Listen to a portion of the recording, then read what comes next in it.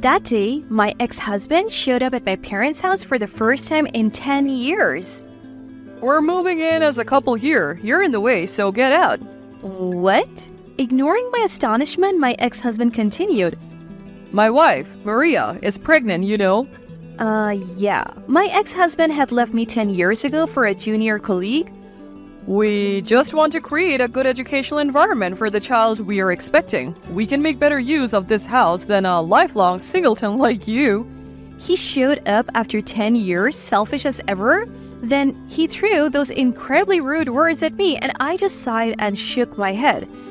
You've got to be kidding. That's impossible. Huh? You're not even listening to me.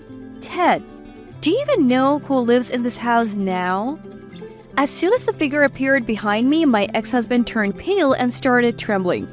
Who is this guy? At that moment, my ex-husband realized he had dug his own grave by carelessly returning. My name is Jennifer. I turned 45 this year. I'm an employee at a restaurant. I seem to be well regarded at work, making steady progress among my peers. I live a peaceful life now, but it took several years and many experiences to get here. The most significant event was divorcing my then-husband, Ted. The reason was Ted's affair. He eloped with Maria, a junior at my company. Maria seemed like a sweet junior at face value, but she coveted what others had. Moreover, she desired anything she deemed valuable, whether it was people or objects. Ted, on the other hand, was friendly and approachable. I was drawn to these qualities in him. Ted took a liking to me as well, and we started dating, introducing him to my family after a while. We were already considering marriage, so we decided to make formal arrangements. My parents and sister liked Ted, and he was charming with them, but then he caught Maria's eye at work. Maria, who was passing by while we were talking at the rest area, looked surprised when she saw Ted's face. Maria was surprised when she saw Ted, as they had known each other from high school and college. Maria started to intrude on my relationship with Ted, joining us not just at work but in our private lives too. I grew suspicious as Ted and Maria's interactions continued even after our marriage, and their behavior became increasingly odd. They would excitedly discuss topics unknown to me or sneak off together. Ted, did you go out with Maria yesterday? I wish you had told me. I'll let you know next time. Ted's distant response gave me a bad feeling. Later, a co-worker invited me to dinner and revealed a shocking truth. Apparently, Ted was entering a hotel with another woman arm in arm. I didn't want to believe it, but when shown photos by my co-worker, I recognized Maria. I had no choice but to believe it and asked my co-worker to send me more photos. That very day, I confronted Ted. What is this, Ted? You and Maria are in these photos. It's, well... Ted stumbled over his words, unable to give a straight answer. I turned a blind eye to your outings as colleagues, but I never thought you would betray me like this. So, well... The two of you were making a fool out of me, right? Enjoying your dates while excluding your wife? As I pressed on, Ted hung his head in silence and eventually stopped responding altogether. The next day, Ted disappeared as if he was running away. When I woke up the next morning, Ted was nowhere to be found. I called Maria, suspecting something, but got no response. It was 3 days later when I found out Ted and Maria were together. A completed divorce application was sent to the house I lived in with Ted, and around the same time, I received an email from Maria.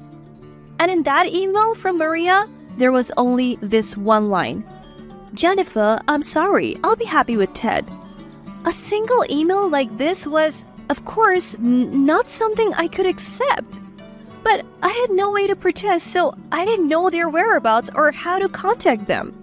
It seemed Ted had also resigned from his job, so I lost that connection too. Feeling utterly helpless, I eventually agreed to the divorce. For a while after that, I was in despair and couldn't recover. I couldn't believe my husband had run off with a junior colleague. I couldn't accept that reality. But I couldn't stay down forever, so I decided to channel my unresolved feelings and frustrations into my work. Immersing myself in work allowed me to forget about Ted and Maria. Fortunately, my contributions to the company were recognized, and I was given a higher position. I was blessed with good relationships, and within 2 to 3 years after Maria and Ted eloped, I started to live a stable life. Now, 10 years after Maria and Ted disappeared from my life, Something happened on a day I had off from work. I woke up late in the morning and was just about to get out of bed to make some food when my mobile phone placed by my pillow suddenly rang. It was a call. Looking at the screen, I saw an unregistered number. Normally, I wouldn't answer, but I impulsively picked up, still groggy from sleep. Hello? As soon as I tentatively spoke, an unexpected voice came from the other end. Oh, Jennifer, long time no see. It's me, Ted. How have you been? Glad you're still using this number? Ted? It was my ex-husband, Ted, on the phone. I was so surprised I almost fell out of bed. Ted, why are you contacting me now after 10 years? Cold, aren't you? Whether it's 10 years or 20, we're still exes, right? I thought I would reach out. Ted said this laughing as if nothing was wrong. His attitude, laughing it off as if nothing had happened, reignited the anger I thought I had forgotten. What do you mean by exes? Are you out of your mind? I'll ask you again, why are you contacting me now? Hey, calm down. You always get irritated so easily. That hasn't changed. Ted's casual tone, as if he was mocking me, only made me more irritated. Though I didn't say it, perhaps sensing it over the phone, Ted finally got to the point. All right. You're living in your parents' house now, right? Can you pack your stuff and leave soon? Sorry it's sudden, but Maria and I decided to live there. I couldn't make any sense of it. How could anyone think like that? The thing is, Maria and I got married. She's recently pregnant. We want to create a good environment for our child. So you're telling me to leave? Of course, you won't refuse, right? I'm actually being nice here. If you stay there forever, you can remarry. I felt a headache from the anger and disbelief. To think he would contact me after 10 years with such an absurd request? Indeed, as Ted said, I had returned to my parents' house. I don't know how he found out, but that's a fact.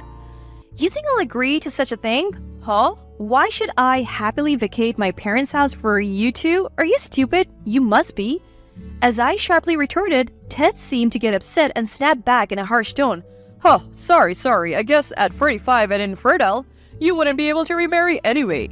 I had never gotten pregnant while married to Ted. He must be referring to that, but what a rude way to say it. Really ridiculous. Is that all you wanted to say? I won't give you this house, and even if you come, I won't let you in. I hung up the phone unilaterally. I didn't want to talk to Ted anymore. Such selfishness. Cheating and eloping and now demanding the house. I was hoping he would give up, but a few days later, another incident happened. The day was busy from the morning and I didn't get a lunch break until after 1 p.m. After finishing lunch at my favorite cafe near the office, I entered the building's entrance and spotted a familiar man. Can't be. Why is he here? It was Ted. He had gained a lot of weight compared to 10 years ago, but it was unmistakably him. I tried to hide, but it was too late. He had already seen me. Ted rushed over as soon as he saw me.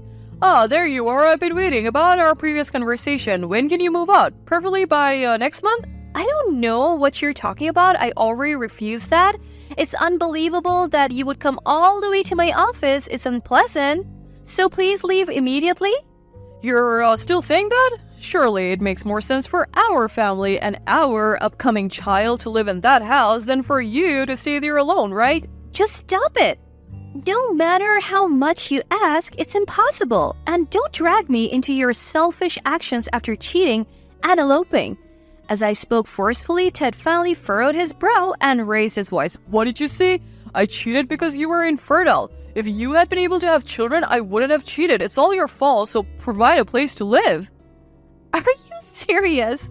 This is too ridiculous. I have work and need to go. If you stay here any longer, I'll call security. Ted seemed about to say more, but noticing the stares of those around us and my threat to call security, he left the entrance with a parting shot. I thought that would make Ted give up, but I was proven wrong. A week after he visited my office, I was relaxing with a game app at home after work. Then the doorbell suddenly rang. I wasn't expecting anyone, but I decided to check. I was speechless and bewildered when I saw who it was. Hey, Jennifer, is your packing done? I came here directly because you didn't contact me. It was Ted and Maria. I just wanted them to stop. I hurried to the front door and opened it with force. Jennifer, long time no see. You heard from Ted, right? I'm pregnant. I'll let you spoil the child once it's born. Ted glaring and Maria with an eerie smile. I sighed heavily at the two of them. Aren't you looking tired? Well, never mind. Listen, I'm pregnant, which is great, but we have no money. So let us live in this house, okay? Maria said, looking up pleadingly. Then Ted chimed in. Also, I recently realized this house isn't yours, right? Are your parents inside? Let me talk to them. It's their first grandchild, after all. They'll surely welcome us? Ted's selfish words made me burst out laughing. He didn't know. Why are you laughing? That's rude. Hurry up and call your father and mother. Huh? Do you really not know who lives in this house? Your so-called mother and father aren't here anymore? Huh? Indeed. My parents no longer live here. After I returned home following the divorce, my parents gifted me this house and moved to live near my mother's childhood home. So I'm the owner of this house. When I revealed this fact, both Ted and Maria's eyes widened in shock.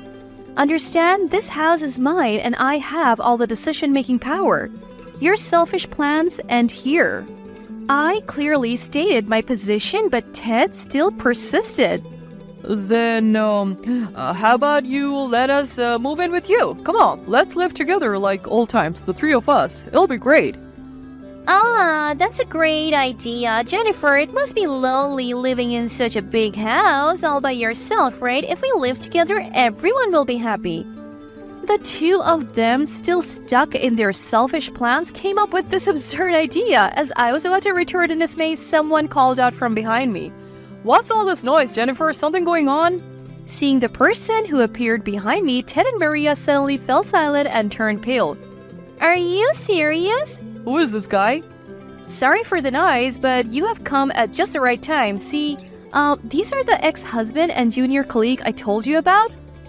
It was my current husband, George, and in his arms was our son. George looked at Ted and Maria, grunted, and then greeted the confused pair. Good evening. You must be Ted and Maria? I'm Jennifer's husband, George, and this is our son. Cute, isn't he? Ted and Maria were at a loss for words. They were clearly shocked. In fact, I had remarried. I met George through a friend at work a year after divorcing Ted. Things progressed quickly with George and we married in less than 6 months. Soon after, I became pregnant with our son. Now, I balance work and homemaking. George helps with housework and childcare, so I've been able to advance smoothly in my career. I think you can see now that there is no room for you two in our lives. My husband, son, and I are a happy family of 3. What, Jennifer? I thought you were infertile. It can't be. Are you lying? Ted sat down, holding his head. How could you, Jennifer, marry such a handsome man? That's not fair.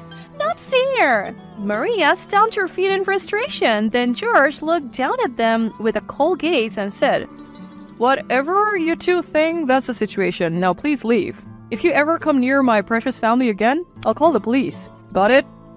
Scared by George's presence and the mention of the police, Ted and Maria fled, faces still pale and with a pitiful shriek.